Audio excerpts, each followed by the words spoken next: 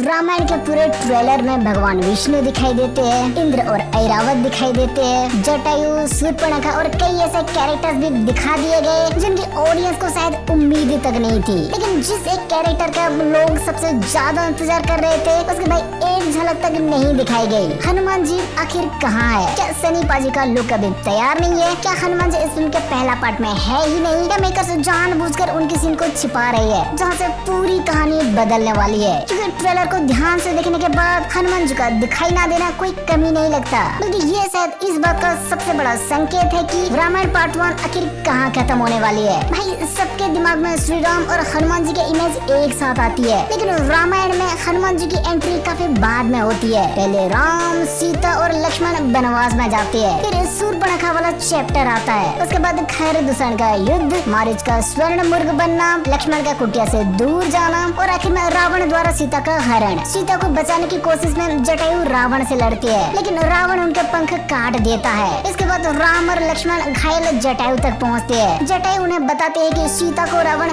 दक्षिण दिशा में लेकर गया है। इसके बाद वो राम के सामने अपने प्राण त्याग देते हैं और राम स्वयं उनका अंतिम संस्कार करते हैं। ट्रेलर में हमें जटायु की लड़ाई और उनके अंतिम संस्कार से जुड़े सीन्स की झलक मिल चुकी है। वाल्मीकि रामायण में भी जटायु की मृत्यु और अंतिम संस्कार सीता हरण के तुरंत बाद आते हैं, लेकिन ध्यान दीजिए यहाँ तक भी हनुमान जी कहानी में नहीं आए हैं। जटायु के बाद राम और लक्ष्मण की मुलाकात कवंध से होती है। कवंध उन्हें सुग्रीव की सहायता लेने की सलाह देता है। फिर दोनों सबरी के आश्रम से होते हुए पंपा सरोवर और ऋष्यमुख पर्वत के पास पहुँचते हैं। वहीं सुग्रीव दूर से दो धनुर्धारी योद्धाओं को आते हुए देखता है। उसे डर होता है कि कहीं उसके भाई बलि ने उन्हें उसे मारने के लिए तो नहीं भेजा, और सच्चाई जानने के लिए सुग्रीव अपने सबसे योग्य मंत्री को उनके पास भेजता है, हनुमान जी। इसलिए हनुमान जी की एंट्री सीता हरण से पहले नहीं बल्कि उसके बाद शुरू होने वाली किष्किंधा चैप्टर में होती है। अब ट्रेलर हमें जटायु के अंतिम संस्कार तक का मटेरियल दिखा चुका है। इसका मतलब पार्ट 1 की कहानी उस पॉइंट तक जरूर पहुंचेगी जहां श्री राम को पता चल चुका है कि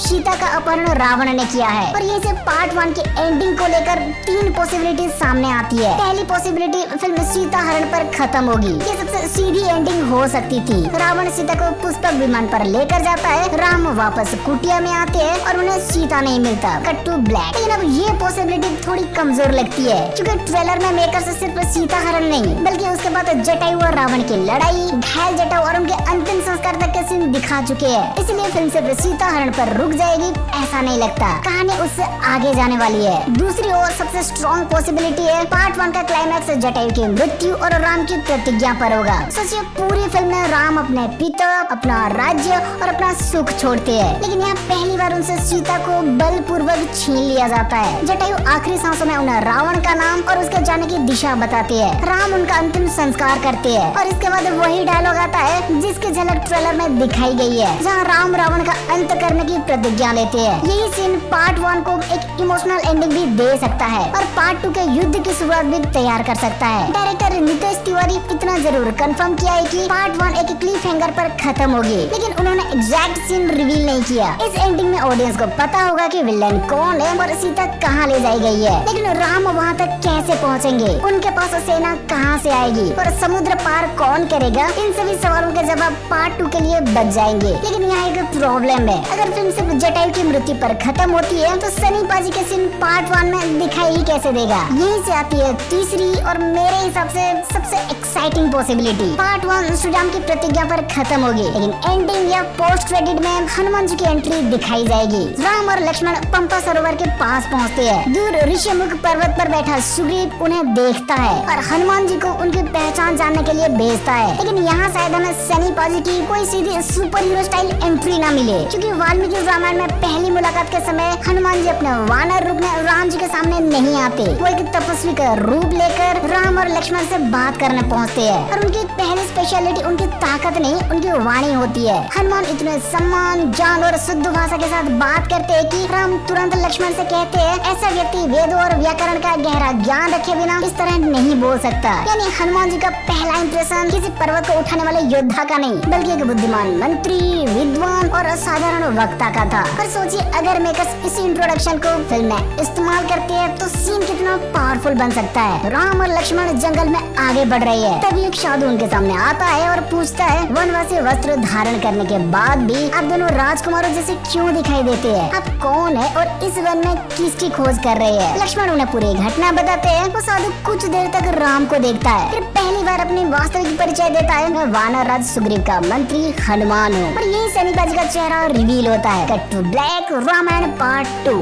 थिएटर में इस मोमेंट पर जो रिएक्शन आएगा उसकी कल्पना आप अभी से कर सकते हो। इसलिए मैं कह हनुमान जी का लोग किसी रैंडम 2 सेकंड का ट्रेलर शॉट में खर्च नहीं करना चाहते। राम, सीता और रावण को दिखाना जरूरी था क्योंकि पार्ट 1 मुख्य रूप से उन्हीं की कहानी है। लेकिन हनुमान जी उस कहानी का केवल अगला कैरेक्टर नहीं है, वो 2 हिस्सों के बीच का पुल है। उनके आने के बाद कहानी एक परिवार की ट्रेजेडी से बदलकर एक विशाल रेस्क्यू मिशन बन जाती है। हनुमान जी राम को सुग्रीव से मिलाते हैं, इसी फ्रेंडशिप से वानर सेना मिलती है, फिर सीता की खोज शुरू होती है, समुद्र पार किया जाता है, लंका का पता मिलता है और आखिर में रावण के खिलाफ युद्ध की तैयारी होती है। यानी हनुमान जी की एंट्री का मतलब सिर्फ एक नए कैरेक्टर का इंट्रोडक्शन नहीं है, उसका मतलब है कि कहानी का दूसरा और सबसे विशाल चैप्टर शुरू हो चुका है। हनुमान को ट्रेलर में ना दिखाने का एक प्रैक्टिकल कारण ये भी हो सकता है कि मेकर्स उनके फाइनल लुक, एक्सप्रेशन और वीएफएक्स प्रेजेंटेशन को पूरी तरह तैयार होने से पहले रिवील नहीं करना चाहते। सनी पाजी ने खुद कहा है कि उन्होंने इस कैरेक्टर के लिए थोड़ा ही शूटिंग किया है, इसलिए पॉसिबल है कि पार्ट 1 में उनका हिस्सा लिमिटेड हो और उनकी असली जर्नी पार्ट 2 में दिखाई जाए। लेकिन ट्रेलर के सीन्स और ओरिजिनल स्टोरी के हिसाब से तो सबसे लॉजिकल स्ट्रक्चर यही दिखाई देता है। पार्ट 1 में राम का जन्म,